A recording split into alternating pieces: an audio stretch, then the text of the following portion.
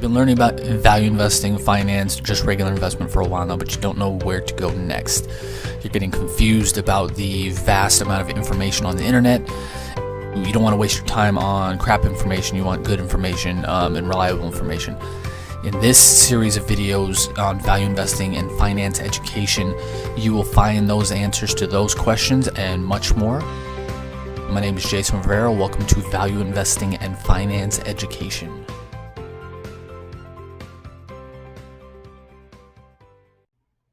Hey, Jason here. Today I want to continue our series of talking about how to evaluate the qualitative and value investing by talking about goodwill and intangible asset. First, I'll tell you what it is, what the two things are, tell you what their differences are, if they're important, why they're important, how they're used in valuation, how do you evaluate them, how these help you evaluate the qualitative side of things, and more. If you want to watch the previous videos in this series, so far we've talked about things like how to evaluate management and how I define quality in investing. Make sure to check out those videos. They should be linked above or below this video. Okay, I typed in a random letter here on Morningstar. I've never analyzed this company. This is the first time ever looking at them, and it looks like they're a engineering / consulting / construction company. So we're going to go to their financials and their balance sheet. Goodwill. So goodwill right here is the excess value, is an accounting term. It means, or goodwill shows, the excess value that a company paid for in excess of their balance sheet value. So if company XYZ had a balance sheet value of $1 billion and Jacobs Engineering, I believe that's what the company's name is. Yep, Jacobs Engineering paid $2 billion for the company. They would show a goodwill charge or a goodwill asset of $1 billion here. Goodwill, if you see my video on useless investing terms or my videos on useless investing terms, you know that 99.9% of the time, goodwill is completely useless. I'll link that video below this as well, so you can watch that. In this case, without knowing more about the company, I would say if I was valuing this company today, and again, I normally don't value a company until I know more about it, but for the purposes of this video, knowing that they're a construction, engineering, consulting company, this goodwill may have some value. So I'd probably, on the balance sheet or on the valuation, probably 25% of this value I would keep. The only time goodwill has any value whatsoever is when the company has competitive advantages, long-term competitive advantages. That's pretty much the only time goodwill has any value whatsoever to a company, because they could have bought the example in this case, their construction, consulting, engineering company. They could have bought things like customer list, which they actually break out here. Sometimes they don't. Sometimes these are either in goodwill or they're in intangible assets. This time they actually break them out. So goodwill here is probably specifically just an accounting term. Things you need to look for goodwill to have any value whatsoever is, again, long-term competitive advantages. If the company does not, then goodwill essentially has zero value. Tangible assets. These, again, are broken down here. Trademarks, patents, software and technology patents, customer relationships, customer list, brand names, trademarks, patented medications for pharmaceutical companies, patented technologies, patented products. All these kind of things fall in intangible assets. Intangible assets can be more valuable for companies, especially, or they usually are more valuable for companies on the balance sheet than goodwill, because these are actually usually real world things. Again, though, I am a conservative value investor, so unless the company has long-term competitive advantages, huge brand name in an industry, when I'm valuing the company, I usually write most or all of this value off as well, without knowing more about this company or knowing specifically what industry they're in.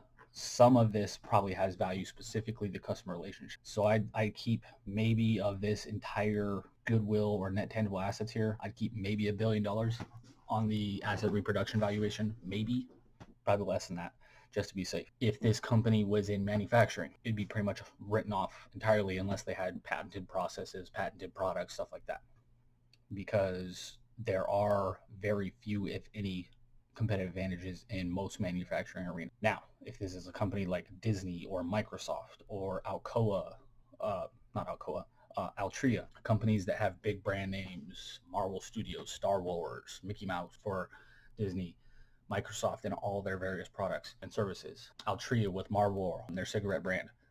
If the company has a very powerful brand, if the company has powerful trademarks, patents, patented technology, I would keep probably 50% of this value. But again, that's for this reproduction valuation. That's the only time I would keep that much of the value.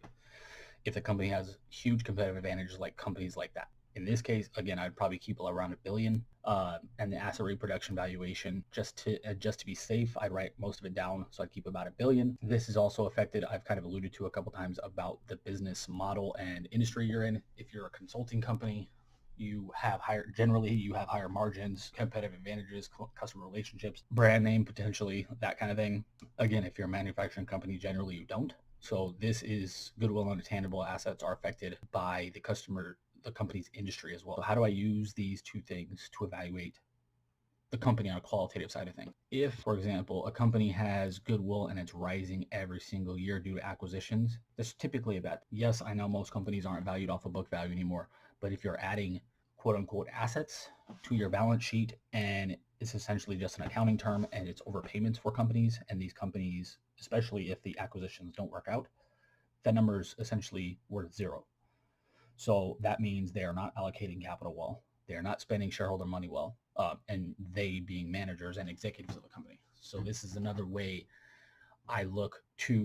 another set of numbers I look at to evaluate the qualitative side of managers, executives, the entire company strategy. If a company is growing goodwill, and especially if the acquisitions are working out, this is a bad sign because the number is worth zero, essentially, at least in my book.